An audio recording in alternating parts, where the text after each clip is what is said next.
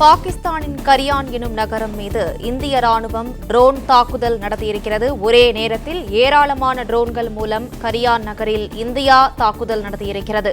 கூடுதல் விவரங்களை செய்தியாளர் ராஜகுமரன் வழங்க கேட்கலாம்.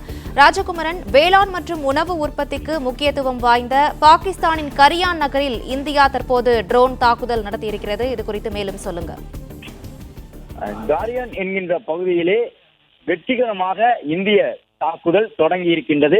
நேற்றைய தினம் நடந்ததை போன்றே இன்றைய இரவிலும் அச்சுமாறாமல் அனைத்து நிகழ்வுகளும் நடந்து கொண்டிருக்கின்றன, பார்த்து கொண்டிருக்கின்றோம்.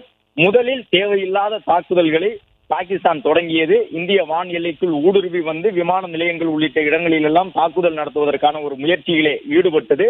இந்த நிலையில்தான் கரியான் என்கின்ற பகுதியின் மீது பாகிஸ்தானுக்கு உள்ளாக ஊடுருவி சென்று இந்தியா ட்ரோன் தாக்குதலை தொடங்கி இருக்கின்றது. பாகிஸ்தான் எந்த ஆயுதத்தை கையில் எடுக்கின்றதோ அதே போன்ற ஆயுதத்தை அதே நேரம் அதை காட்டிலும் வலிமையாக இந்தியா கையில் எடுக்கும் என்பதுதான் நியதியாக இருக்கின்றது இந்த போரிலே. அந்த அடிப்படையில் ஜீலம் நதிக்கரையை ஒட்டி அமர்ந்திருக்கக்கூடிய அந்த கரியான் என்கின்ற பகுதியிலே தாக்குதலை தொடங்கி இருக்கின்றது நம்முடைய இந்திய ட்ரோன்கள் என்ற தகவல் கிடைத்திருக்கின்றது. ஏற்கனவே 3 நாட்களாக பாகிஸ்தானை கதிகலங்க வைத்துக் கொண்டிருக்கின்றது இந்தியாவின் ட்ரோன் தாக்குதல்.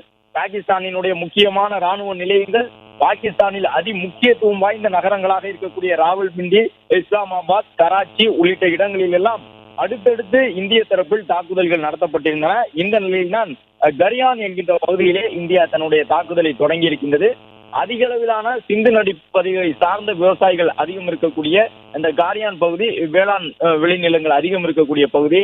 பல குடியிருப்பாளர்கள் நிறைய பேர் அந்த பகுதியிலே இருக்கின்றார்கள். மக்கள் அடர்த்தி அதிகமாக இருக்கின்றன. பாகிஸ்தானினுடைய மிகப்பெரிய ராணுவ படைத்தளமான கரியான் கண்டோன்மெண்ட் அங்குதான் அமைந்திருக்கின்றது. ராவல்பிண்டியை குறிவைப்பதற்கு ஒரு காரணம் இருந்தது. பாகிஸ்தானினுடைய ராணுவ தலைமையகம் அங்கு இருந்தது. இப்பொழுது கரியானை நாம் இலக்கு வைத்திருப்பதற்கும் காரணம் உண்டு. ராணுவத்தினுடைய மிகப்பெரிய படைத்தளம் அங்கே இருக்கின்றது, அந்த நகரத்திற்குள் இருக்கின்றது. அதை மையப்படுத்தி தான் இஸ்லாமாபாத், லாகூரை போன்று இந்த பகுதியிலும் தாக்குதல் நடத்துவதற்கு இந்திய ராணுவம் முடிவு செய்திருக்கின்றது.